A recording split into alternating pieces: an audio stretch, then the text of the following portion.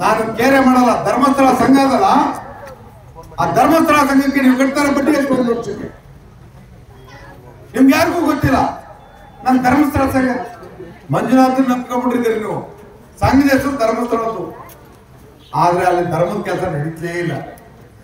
ನೀವು ಕಷ್ಟಪಟ್ಟು ಕೂಲಿ ನಾಲಿ ಮಾಡಿ, ದುಡ್ಡು ಕಟ್ಟಿ, ವಾರದ ದುಡ್ಡು ಕಟ್ಟಿ, ಚೀಟಿ ಮಾಡಿ ಯಾರನ್ನ ಶ್ರೀಮಂತರು ಮಾಡ್ತಾ ಇದ್ದೀರಿ ನೀವು? ಅರ್ಜೆಂಟಾಗಿ ದುಡ್ಡು ಸಿಕ್ತು 10,000 20,000 ಅಷ್ಟೇ. ನೀನು 10,000 20,000ಕ್ಕೆ ನೀ ಎಷ್ಟೊಂದು ವರ್ಷ ಕಟ್ತಾ ಇದ್ದೀನಿ ಗೊತ್ತೇ ಇಲ್ಲ. ಒಳಗುಟ್ಟಲ್ಲಿ ಕಟ್ತಾ ಇದ್ದೆ. ಈ ಪಿಡುಗನ್ನ ತಪ್ಪಿಸ್ಲಿಕ್ಕೋಸ್ಕರ ಒಂದು ಮನೆ ಬದುಕು ಉಳಿಬೇಕು ಅಂತಂದ್ರೆ ಒಂದು ತಾಯಿಗೆ ಜವಾಬ್ದಾರಿಯಾಗಿ ನಿಲ್ಲೋಣ ಅಂತ 2,000 ರೂಪಾಯಿ ಕೊಡ್ತಾ ಇರೋದು. ನಿಮ್ಗೆ ನಮ್ಮ ಎದುರಾಳಿ ಪಕ್ಷದವ್ರು ಏನೇನೋ ಮಾತಾಡ್ತಾರೆ, ಸತ್ಯವಾಗಿ ಮಾತಾಡಿ ಬಿಜೆಪಿ ಅವ್ರು ಕಾಂಗ್ರೆಸ್ ಅವ್ರು ಏನ್ ಕೊಟ್ಟಿದ್ರು? ಯಾವ್ದಾದ್ರು ಮನೆ ಮಂದಿದ್ರು ಈ ತರ ಕಾರ್ಯಕ್ರಮ ಇದ್ದವ್ರ ಹತ್ರ ರಾಜಕಾರಣ ಮಾಡ್ತಾರೆ.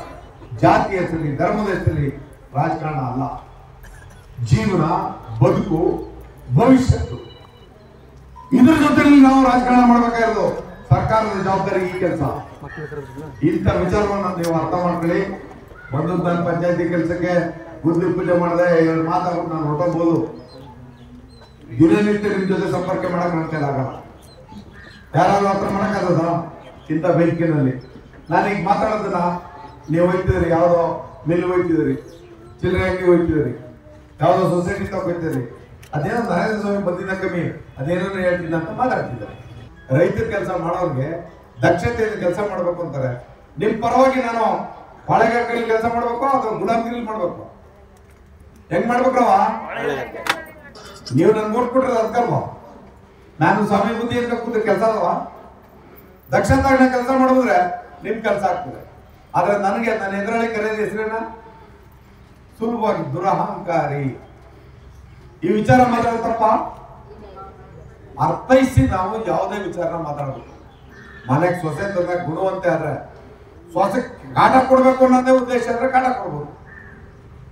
ಒಳ್ಳೆ ಸೊಸೆನ ಗೌರವಿತ ನೋಡ್ಸ್ಕೊಂಡ್ರೆ ಆ ಮನೆ ಮನತನ ಬೆಳೆದಿದೆ.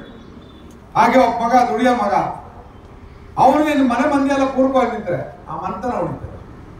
ಹಾಗೆ ನಾನು ನಿಮ್ಮ ಸೇವಕನಾಗಿ ನಿಂತಿರುವಾಗ ನಿಮ್ಮ ಜವಾಬ್ದಾರಿ ಕೆಲಸ ನಾನು ಮಾಡ್ತಿದ್ದೀನೋ ಅಥವಾ ಯಾರು ಮಾಡ್ತಾರೆ ವಿಮರ್ಶೆ ಯಾರು ಮಾಡ್ಬೇಕು? ಇದಿಷ್ಟೇ ನನ್ನ ಮಾತನಾಡ್ತಾ